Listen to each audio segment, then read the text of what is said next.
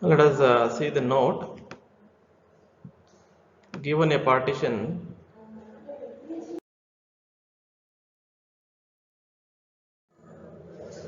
say partition is of this form.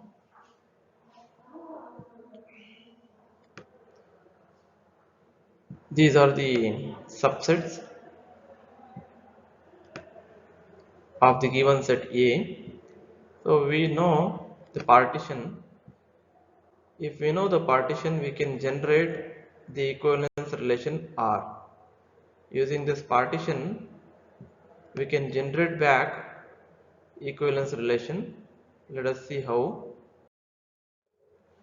We can write the equivalence relation how.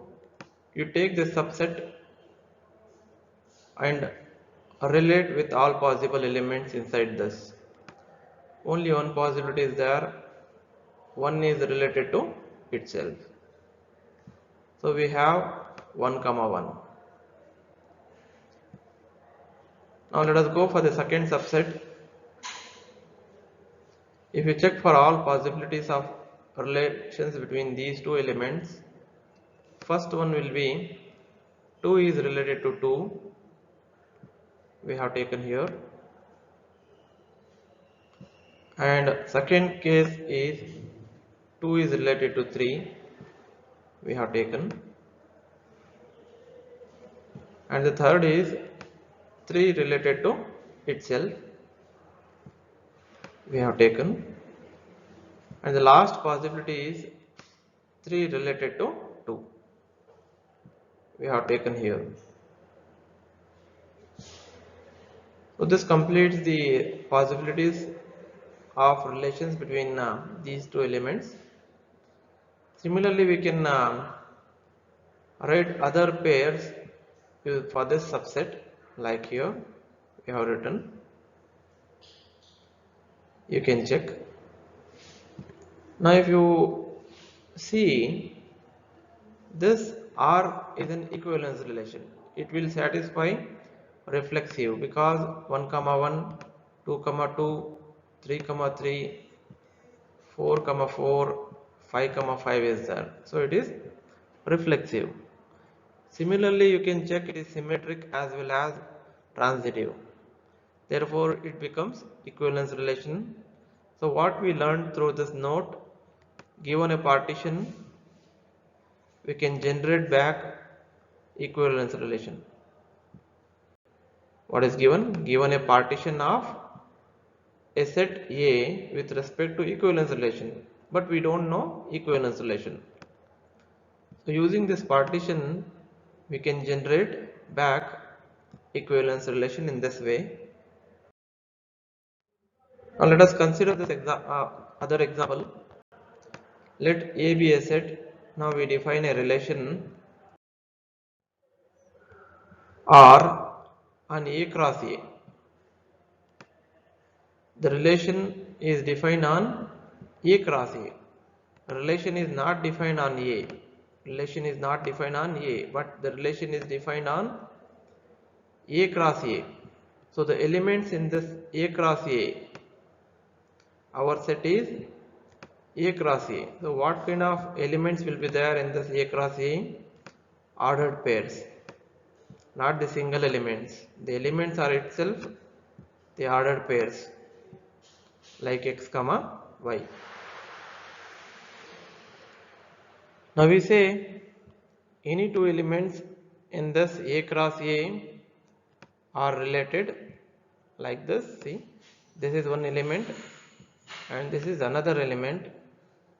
These two are related by a relation R if and only if these elements satisfies one condition. What is that condition? Let us see. If and only if x1 plus y1, if you add these two numbers, that should be same as addition of these two. If these elements satisfies this condition, then we say these two elements are related. What is their asking? What they are asking? First sub question, verify that R is an equivalence relation on A cross A. That means we need to check it is reflexive, symmetric and transitive. Then second sub question is determine the equivalence classes generated by an element 1, 3, generated by an element 2, 4 and equivalence class generated by an element 1, 1. Then finally they are asking determine the partition of A cross A induced by R. Solution, given A, fine, A is 1, 2, 3, 4, 5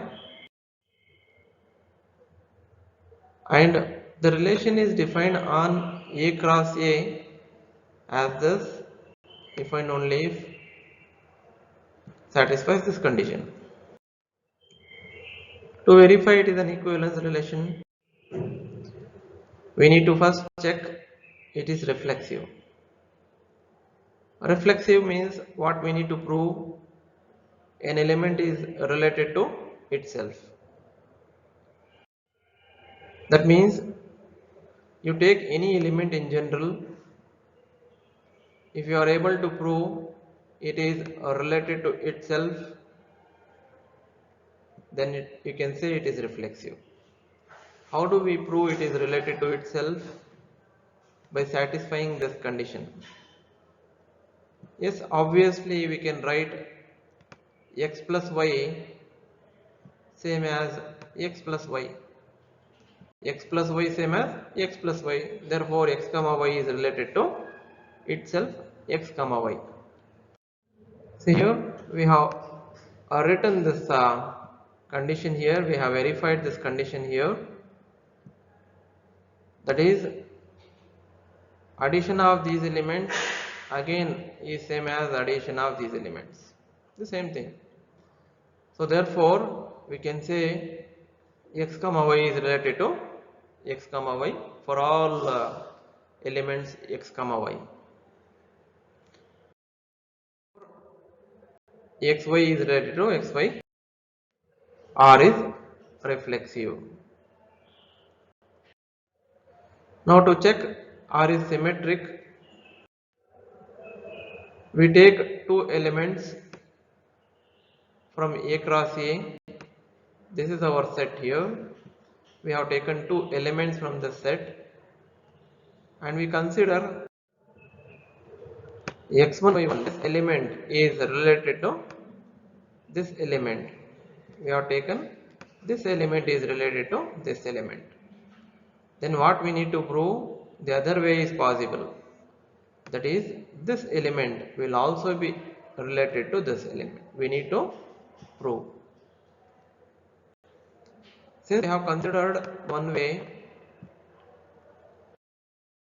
we can write using the condition that addition of these elements, that is this, will be same as addition of these. Because we have considered it is related, that means it should satisfy the condition. Now using the basic rule of mathematics, we can interchange these places. RHS goes to LHS, LHS goes to RHS. We can interchange the sides. We got this by interchanging RHS as LHS and LHS as RHS. Now what we proved, addition of these is same as addition of these. That means x2 comma y2 is equal to x2 comma y2 is related to x1 comma y1. That means a relation happens here. We can write this. See, we have considered in this way and we have proved in this way. See here, so simple. Therefore, it is symmetric. To check R is transitive, take any three elements from A cross A and consider these two elements are related and these two elements are related. It is like A is related to B and B is related to C, and we need to prove A is related to C. Now let us go for the next step. Since we have considered this, it has to satisfy the condition, and this also has to satisfy the condition. In this way we got two equations. This is one equation and this is another equation. If you observe these two equations, you see RHS of this equation is same as LHS of this equation. Therefore, by combining these two equations, you can say obviously these two sides must be same, because since these two sides are equal, when you equate these two equations, when you combine these two equations, you can say the other sides are also same. Therefore, we can write this is equal to this. So now what it says? Sum of x1 y1 is same as x3 y3. That means that x1 comma y1 is related to x3 comma y3. Therefore, it is transitive. Hence, R is an equivalence relation. To find the equivalence classes of these elements, we know that the equivalence class generated by 1, 3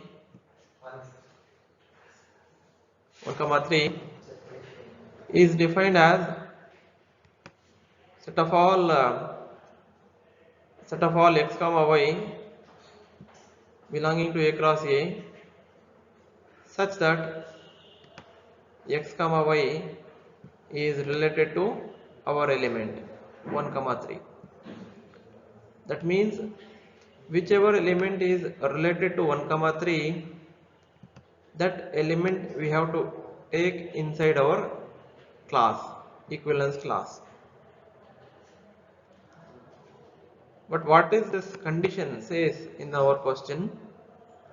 Whenever two elements are related, one condition which says addition of these will be same as addition of these. So we have written the next step.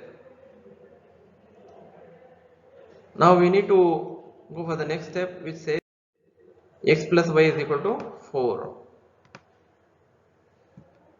Now we need to search the values of x and the values of y in such a way that whose addition will give you 4, and those numbers, these numbers should be in A. Let us search for that. First possibility is x may be 1, y may be 3, which gives 4 as the summation. Therefore 1, 3 we can collect and put here 1, 3. What is the next possibility? 2, 2. There is 2 plus 2 is 4. So 2, 2 can be taken and kept in the class. Next possibility is 3, 1.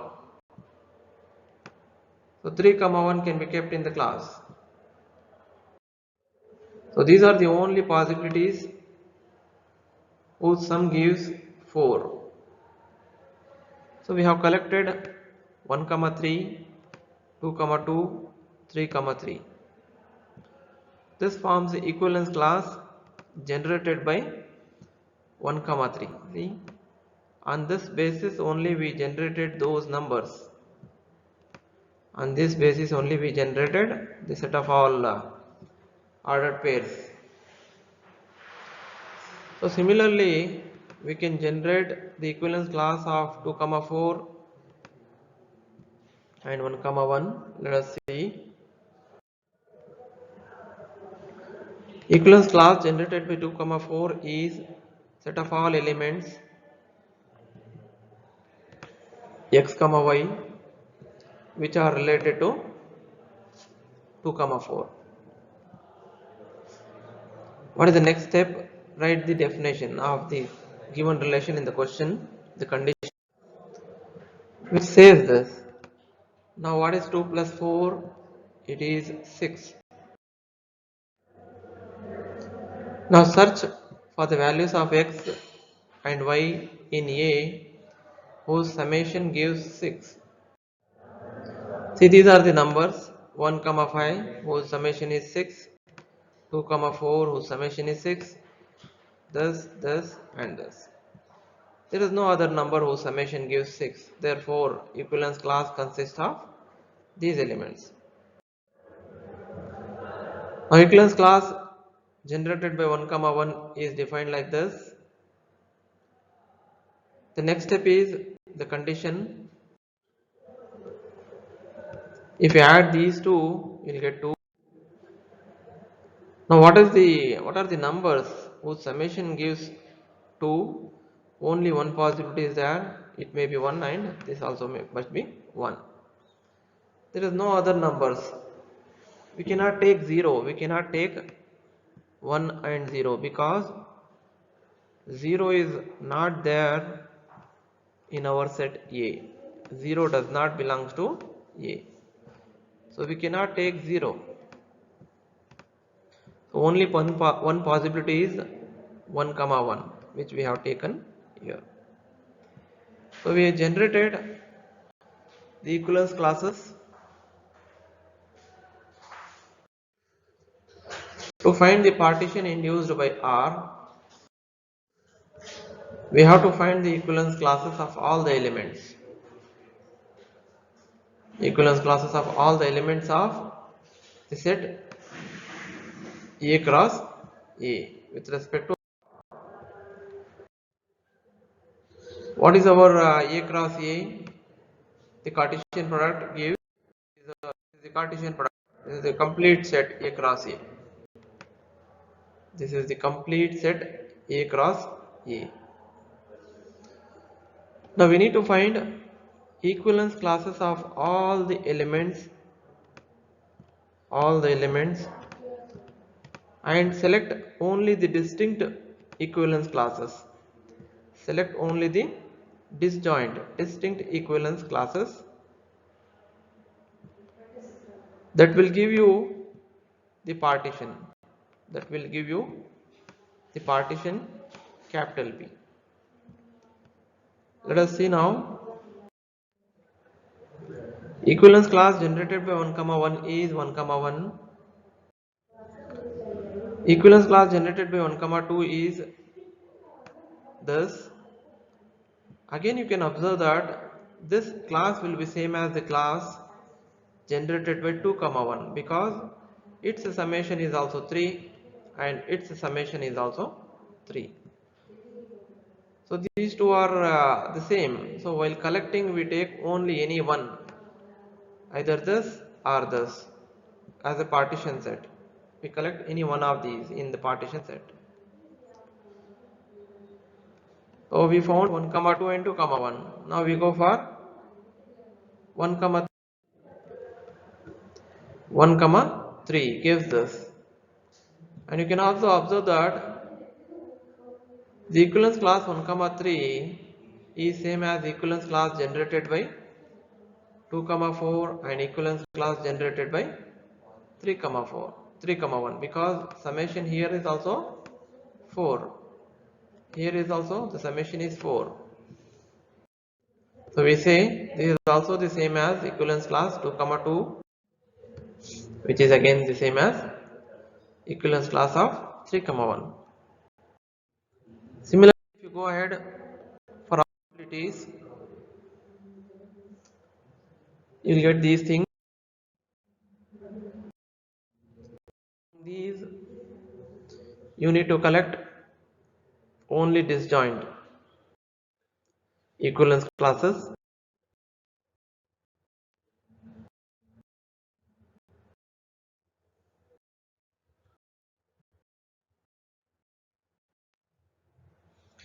So therefore we have done all the possibilities. If you collect disjoint equivalence classes, you get only these as the disjoint equivalence classes. See, here we have selected 1 comma 2. Even you can select 2 comma 1 also instead of 1 comma 2, but you have to take any one, not both. So in this way we are done with the partition. See, if you collect and keep in a set P, this forms a partition. Now let us see. Hence the partition of A cross A induced by R is represented. So we are done with this.